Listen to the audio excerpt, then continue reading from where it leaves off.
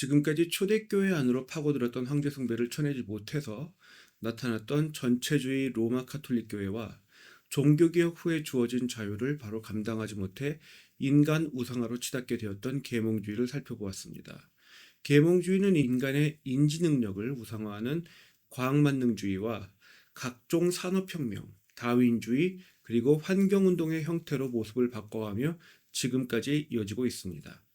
로마 카톨릭이 시작해서 진보주의가 계승했던 마녀사냥은 떼법의 일방적인 정죄와 전체주의 학살 기계를 설치하고 경제공황을 야기하는 일종의 악의 순환고리를 거듭하며 점점 커지고 심화되어 갑니다. 2차 세계대전의 인종차별주의를 정당화한 과학만능주의의 유일한 도덕기준 우생학을 거쳐서 진보주의, 사회주의, 그리고 이제는 문화적 마르크스주의의 형태로 심화되고 있습니다. 그러니까 계몽주의도 마녀사냥도 끝난 것이 아닙니다.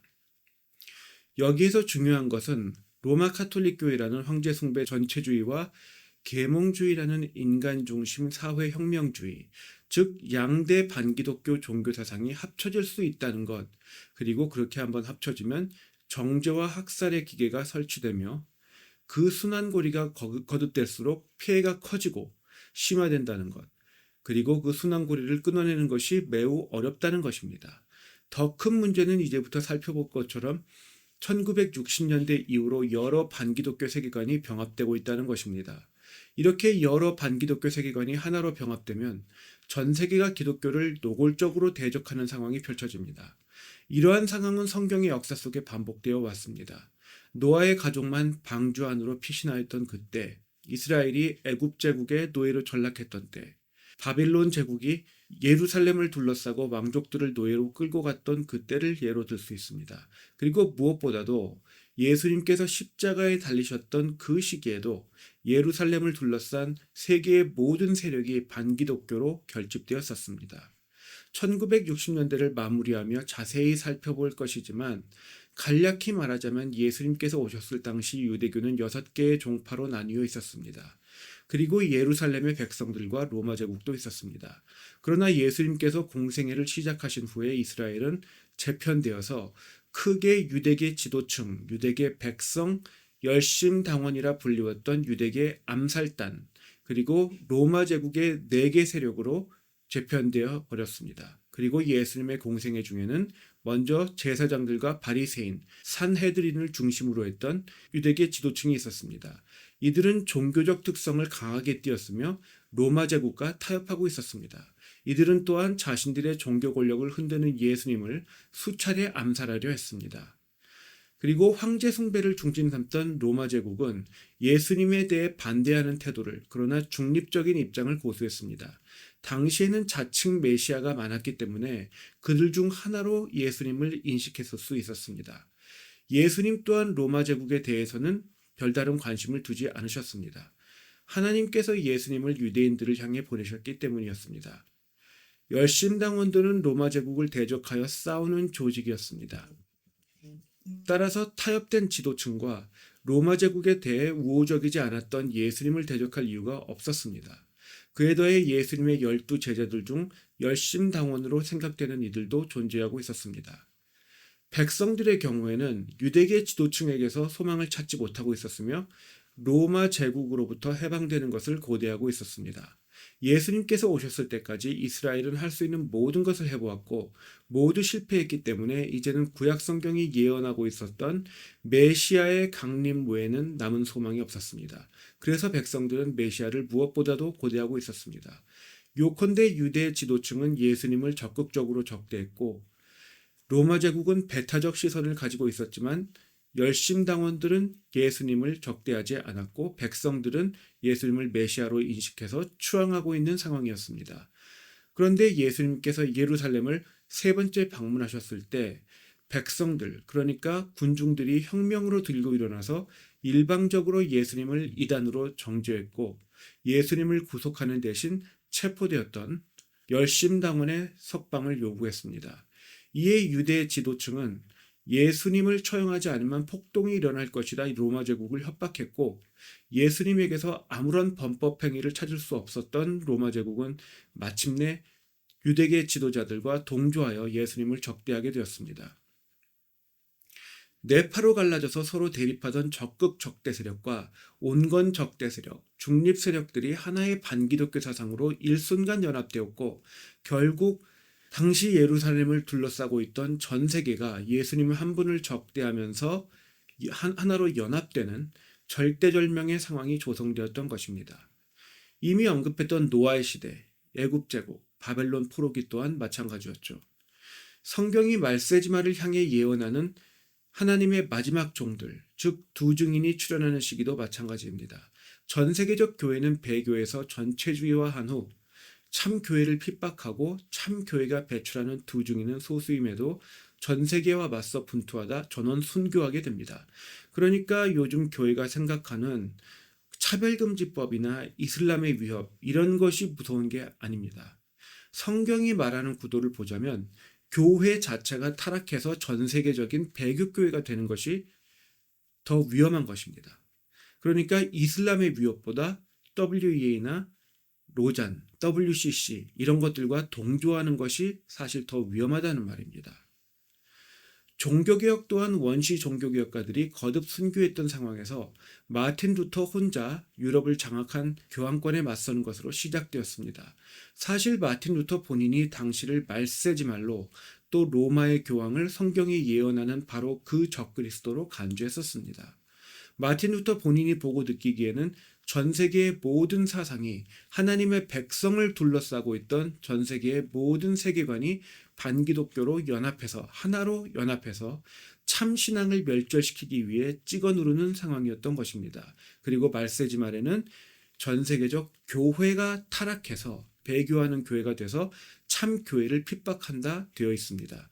그러니까 교회가 타락하는 것이 이슬람이나 타종교나 이 외부의 위협보다 더 위험한 것입니다. 영적 전쟁은 언제나 내부전이 더 위험하고 더 중요합니다. 그래서 구약 성경에서도 선지자들이 이스라엘의 왕권을 향해서 이스라엘의 왕조를 향해서 비판을 하고 또 하나님의 말씀을 그 사람들이 따라가지 않는 것을 경고했죠. 내부전이니까 그래요. 교회가 내부적으로 하나님의 말씀으로 온전히 굴복하고 온전히 하나님께 순종하면 외부적인 위협은 그렇게 큰 문제가 되지 않습니다. 그것을 먼저 알아야 돼요. 외부적인 위협을 대처하기 위해 연합한다면서 이 WCC, WEA, 로잔 이렇게 스스로 한통속이라고 말하는 종교 다원주의 세력, 세계교회 연합 세력 이들과 함께하는 것을 경계해야 합니다. 교회는요, 참교회는요. 성경적 종말론, 즉 말세지말을 이해하는 한 관점 또한 말세지말에 일어날 일들을 성경에 자세히 기록된 출애굽기의 사건들에 비추어 해석하는 것입니다. 다시 말해서 성경적 종말론이 어렵게 보이지만 출애굽기의 사건들에 비추어 해석하면 싹 풀려요. 그러니까 출애굽기에서 이스라엘 백성들을 하나님께서 보호하신 것처럼 하나님께서 또 참교회를 위기가 닥치면 보호하실 것입니다. 그 위기가 닥칠 때까지 세상과 함께 몇 차례의 고난을 겪는데 그것을 버티는 것, 그때가 도래할 때까지만 힘든 거예요. 참교회에게는. 이처럼 동일한 패턴이 반복되는 것은 성경과 교회사를 관통하는 거대한 맥이라 할 수 있습니다. 쉽게 말해 지금 우리가 말세지마를 향하고 있다면 전 세계 모든 사상이 반기독교로 돌아서서 바벨탑을 건축하려 했던 때처럼 연합해서 참교회를 대적할 것입니다. 그리고 이 반기독교 세계관에 전 세계적 교회도 동참할 것이죠. 그것이 하나님께서 성경의 역사와 교회사를 통해 보여주시는 패턴, 즉 미래의 청사진입니다. 지금까지 화산, 지진, 이상기후 등 자연계의 징조들, 또 사회가 분열되고 사랑이 식으며 기독교인이라 할지라도 먹고 장가가는 일에 매진하는 웰빙을 추구하는 이런 것들도 다 사회적 징조들이죠. 또 전쟁과 전쟁의 소식과 같은 말세지말의 징조들이 자연계 영역에서 사회적인 영역에서 군사 정치적인 영역에서 동시다발적으로 급속히 가속되고 있습니다. 몇 번 얘기했죠 이미. 그에 더해서 성경에 나오는 무화과나무의 징조를 또한 말할 수 있습니다. 무화과나무는 성경에서 이스라엘을 상징합니다. 그런데 열매를 맺지 못하는 무화과 나무를 예수님께서 저주하신 후에 그 무화과 나무는 말라 비틀어지게 됩니다. 그런데 또 그 후에 예수님께서 무화과 나무에 싹이 나면 다른 나무들도 보라 이렇게 말씀하십니다.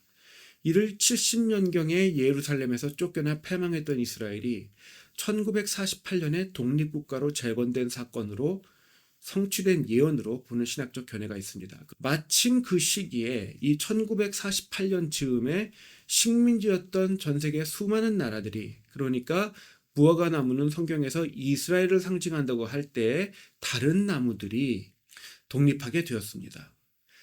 조선 또한 1945년에 일제치하로부터 해방되었죠. 그리고 예수님께서는 무화과 나무가 다시 살아나면 말세지말이 문 앞에 이르렀음을 알라 이렇게 말씀하셨습니다.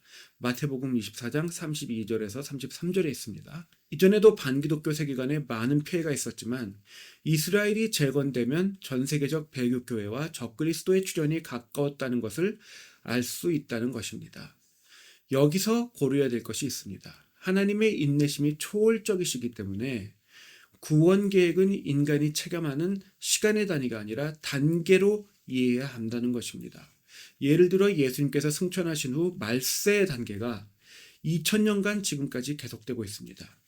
말세지만은 7년 미만의 기간으로 제한되어 있지만 그것은 참교회가 당하는 핍박을 최소화하시기 위해 설정된 특별한 제한으로 봐야 하고, 하나님께서 모든 사람들이 회개하기를 원하시는 동안 이 말세지말의 기간을 특정하는 시간은 성경에 나타나지 않고 있습니다. 그러니까 하나님의 은혜에 전적으로 의존하는, 하나님의 의지에 따라 길 수도 있고 짧을 수도 있는 기간이라는 거죠. 그러니까 1948년에 이스라엘이 재건되었다 해서 마지막 7년을 향하는 징조들이 단시간에 성취되지 않았던 것입니다. 그러니까 10년, 20년 사이에 성취되지 않고 지금까지 이어지고 있는 것입니다. 그럼에도 단계적 관점에서 볼 때 징조들은 분명히 기계처럼 맞물려 성취되고 있습니다. 이스라엘의 건국을 얼마 지나지 않아 1960년대에 이르게 되었고 1960년대에 이르러 발생한 일련의 현상들과 사건들을 중심으로 전 세계의 주요 반기독교 종교 사상들이 하나로 결집하는 계기가 조성되었습니다. 그리고 그 후에는 그 결집이 점점 더 가속되는 동시에 말씀드렸던 여러 다른 자연계와 사회, 정치, 군사계의 징조들이 전 세계에서 동시다발적으로 가속되고 있습니다. 그리고 이스라엘 또한 에스겔서에 예언되었던 것처럼 마른 뼈가 살아난 군대로 거듭나고 있습니다.